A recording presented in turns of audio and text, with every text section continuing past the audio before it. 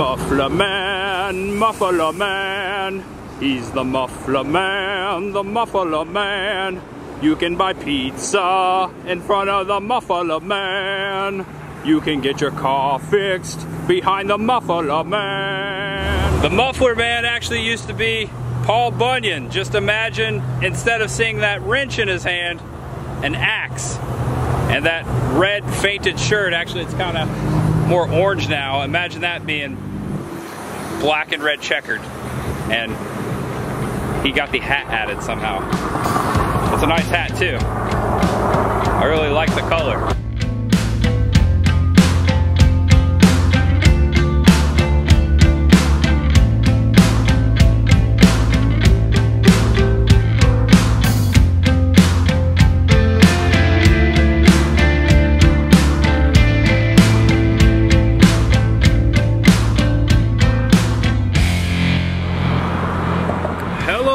Everybody, and welcome back. I am Tampa J, and today we're going to check out a little bit of history, a little bit of Tampa history, a little bit of Elvis history. Again, we will talk about the king of rock and roll. Ladies and gentlemen, welcome to Old West Tampa, 522 Howard Avenue, Old Fort Homer Hesterly, a former National Guard armory. Elvis Presley performed here 4 times between 1955 and 1956. Elvis is the subject matter today. But also, this building has housed several other names that you might have heard before. We're talking about John F. Kennedy, Martin Luther King Jr., Andy Griffith, Johnny Cash, Pink Floyd, Dusty Rhodes, and the Ramones all step foot inside of Old Fort Homer.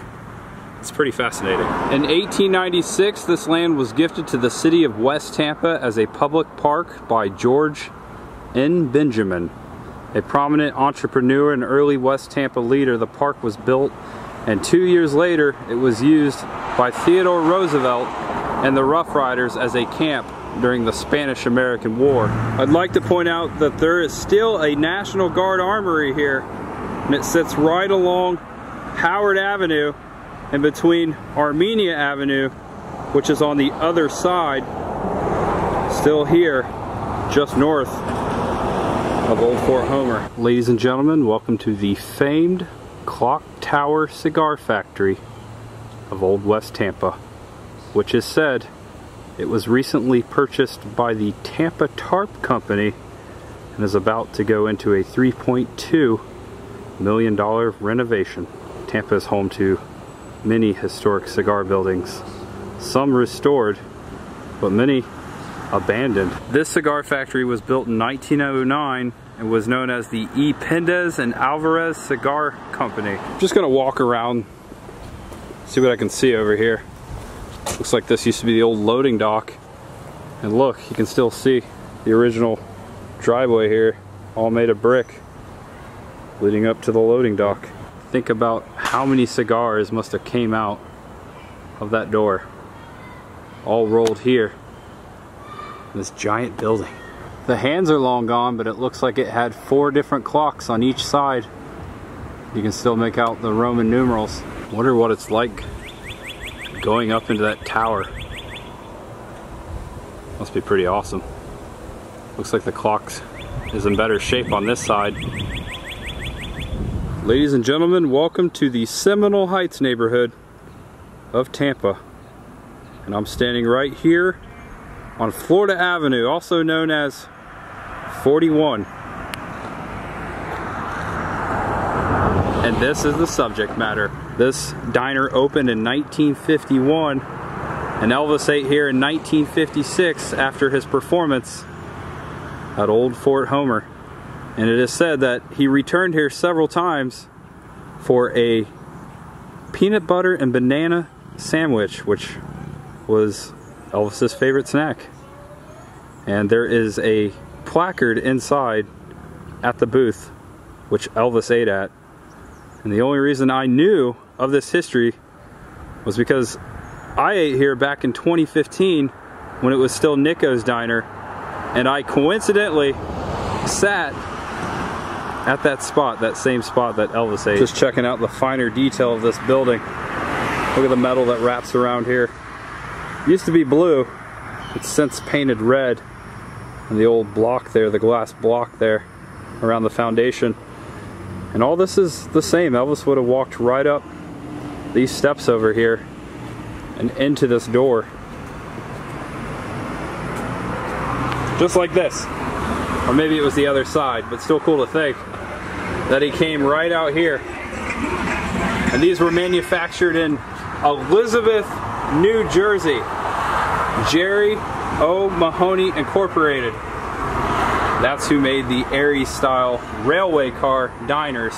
And look, we can kind of see inside. Look, they're just not open right now, but it's currently all closed up. I guess the Chop Chop Shop, a noodle and rice place, is not currently open. I know they have more than one location though. Maybe they're just not utilizing this location. Whoa! I barely fit inside the doorway. I guess I'm a little too tall for 1956. Ladies and gentlemen, welcome to Crystal Burger. Who knows Crystal Burger? Kind of the White Castle of the South. I like White Castle much better though. I know some of you prefer the Crystal Burger, but they're kind of similar, but definitely not the same. It hasn't been a Crystal since about 2005 when I first moved here. I got a lot of Crystal Burgers here. I lived in this neighborhood of Town and Country for over a decade, but it has been a car dealership up until recently. Just a quick look inside from the drive-thru. The drive-thru window is still here. A couple of the tiles are missing there though. The car dealership built this overhang back here and they had a couple of car lifts in there. That way they could do some oil changes and maintenance some of the cars that they sold here. The ordering menu is long gone, but the wires are still poking out over there. The paint is still here though. The paint for the drive-thru is still there. There has been no Crystal Burger served here since about 2005, 2006. Just a couple years after my family moved to the Town and Country neighborhood. You can check out the old Crystal sign, which is completely wide open, nothing inside of it.